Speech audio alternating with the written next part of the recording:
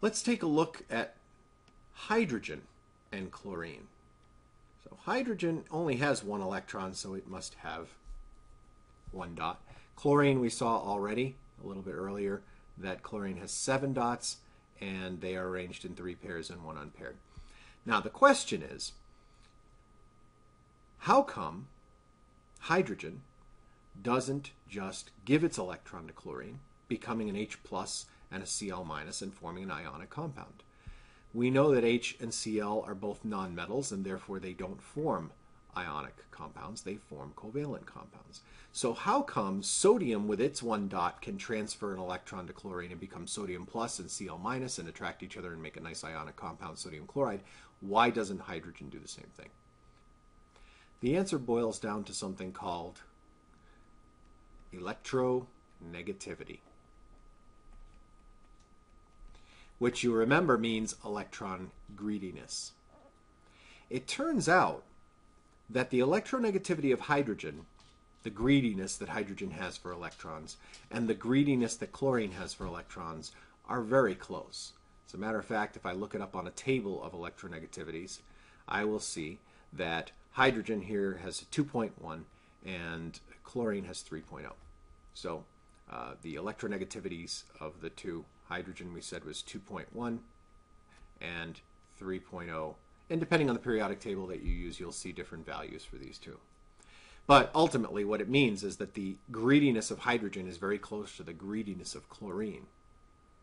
And because both atoms, hydrogen and chlorine, are greedy for electrons, hydrogen, if you remember, only needs 2 electrons to be stable. It needs to be like helium, and it's already got 1.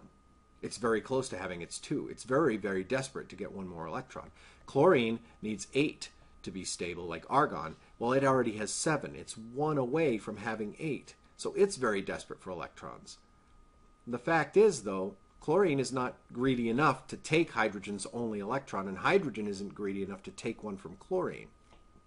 Their electronegativity difference is too close. It's too small. So the difference between these two, 3.0 minus 2.1, is 0.9. That's the difference. 0.9 is less than 1.74. And so these two, neither one is strong enough to steal an electron from the other. And so what they do instead is they share a pair of electrons. This pair of electrons right here. Hydrogen wants to fill up the empty space in its 1s orbital. Chlorine wants to fill up the empty space in its 3p orbital. And so if they share the 2 electrons together, they each get to count this shared pair of electrons as their own. And so now chlorine gets 1, 2, 3, 4, 5, 6, 7, 8. Chlorine now has 8 valence electrons, which makes it stable. Hydrogen has 1, 2, which makes it stable. So by sharing a pair of electrons, we form something called a single covalent bond. And usually we represent that as a line between the 2 elements that are bonded. So there is my shared pair of electrons. So the line represents a pair, 2 electrons. These other pairs around chlorine here are not participating in bonding, but they are important. They're called lone pairs. And they are important when I'm showing the bonding in a molecule, but they are not involved in bonding. So lone pairs is what we usually call those. The pair of electrons that's shared is called a bond pair, or just a single covalent bond, or just a bond. The last thing we'll talk about is the nature of the bonds themselves. So we will see things, for example, like fluorine. Fluorine, 7 valence electrons, just like chlorine. It's in chlorine's family. And when fluorine is by itself, we know fluorine doesn't like to be by itself because fluorine is so desperate for 1 more electron. Fluorine has the highest electronegativity on the periodic table, 4.0. Some places it says 3.9, but 4.0 usually. Fluorine, when it's just around itself, just around other fluorine atoms, in order to become stable, fluorine can share a pair of electrons with another fluorine atom. Now, obviously, the difference in electronegativity between two elements that are exactly the same, the difference is 0, which is much less than 1.74. And so we have fluorine with a single bond in between two fluorine atoms. Well, we already knew that fluorine is a diatomic. It's F2, and the reason it's F2 is because it needs to be stable. And we see that with all of the other diatomic elements. So F2Cl2 will do the same thing.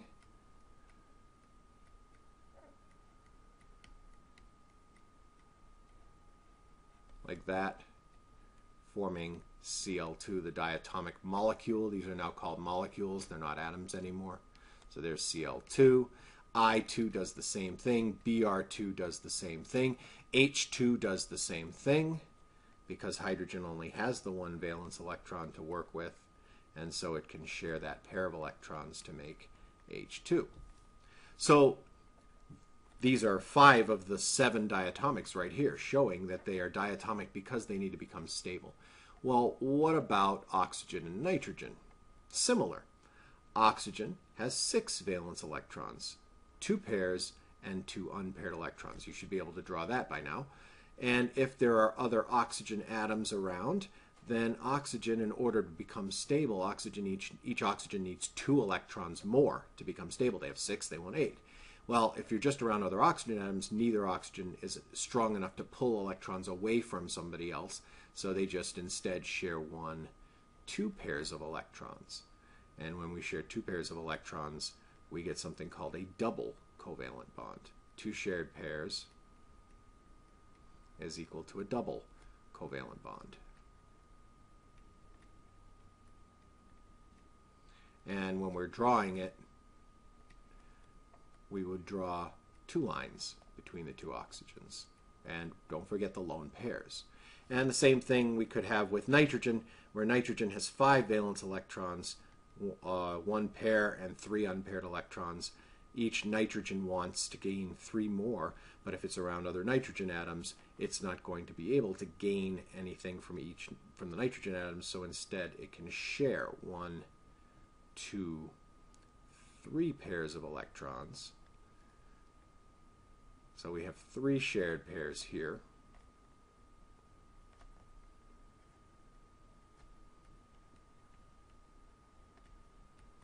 And we call that then a triple covalent bond, which we can represent by 3 lines.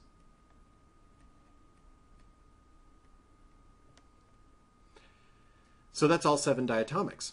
Now, there are no such thing as quadruple covalent bonds. They don't exist. Last thing we'll talk about then is something called bond strength, which how strong a bond is, how much energy it would take to break it. That's bond strength.